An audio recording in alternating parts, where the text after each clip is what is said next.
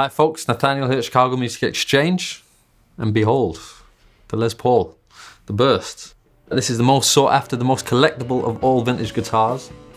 The one that changed them all, really, and coined the entire phrase, the Burst. This 1959 Les Paul Standard, along with two from 1960, were featured in a video that we did here at the store not so long ago, entitled The Bursts. A really great video, a lot of fun to be part of. We will post a link to that. Please make sure you go and check that out, and you can check out all of those instruments being played at the same time by myself and a few of the other guys here at the store. So that video was a lot of fun to be part of, and you know what, we thought we'd do one last tribute to this guitar before we actually find its new home. So join me on a journey where we'll be talking about the specifics of this magnificent piece of Gibson history. And later on, we'll have another full band song with this guitar and a 1959 ES335.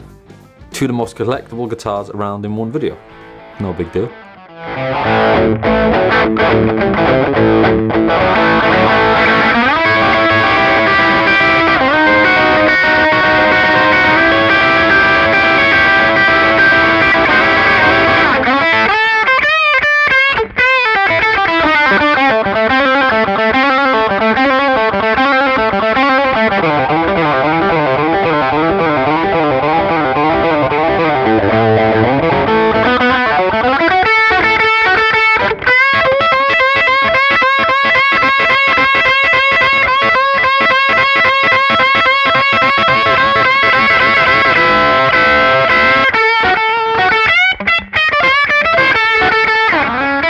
So what makes these bursts the holy grail of all guitars?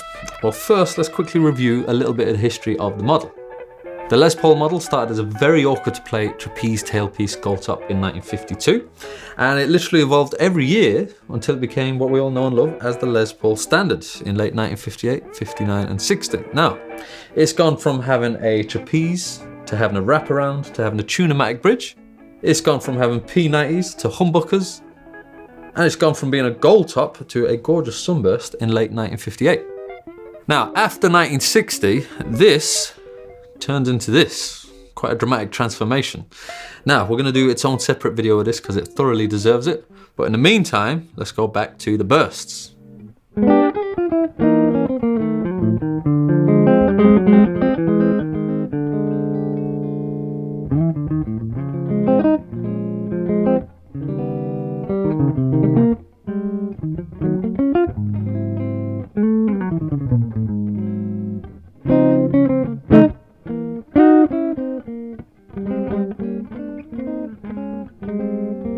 The exact number of bursts that were made and shipped out isn't actually known, but the best estimations are about 1,500 were shipped out and made it into the world, which makes these very rare indeed.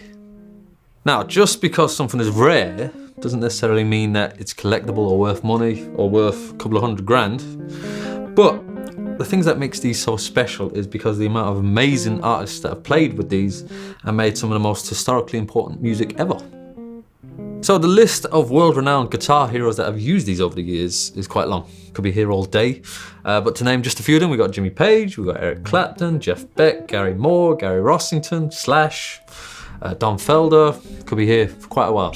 But we've still got people making great music with these today. We've got Joe Bonamassa and Jason Isbell, just to name a few.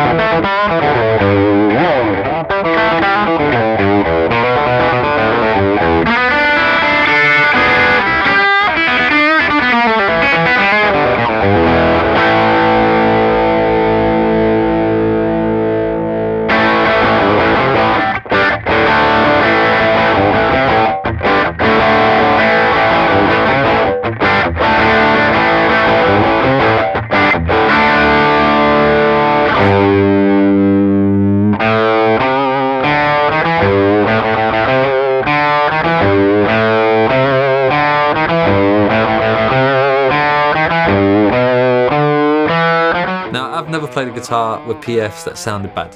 It's kind of hard, really. But these sound absolutely incredible.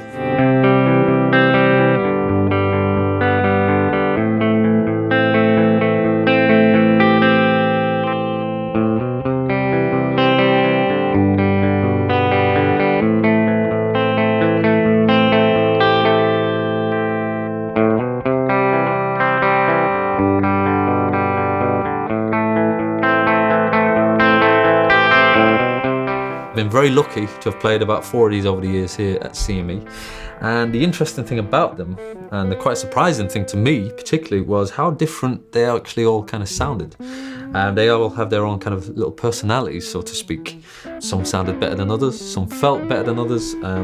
It's interesting that they all sound a little bit different, look obviously a lot different from each other, but this stands out there as one of my favourites.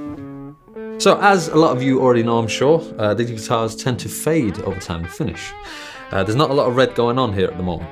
However, this very guitar features in a book called The Burst Gang, and it's got its original Bigsby on it as well, and you can see there's a lot more red going on in the finish. Other than it having had a Bigsby at some point in its life, and having some repro tuners fitted, both the original tuners and the Bigsby are in the case, thankfully. Other than that, it is all original. It looks great, sounds incredible, and it is for sale here at the store.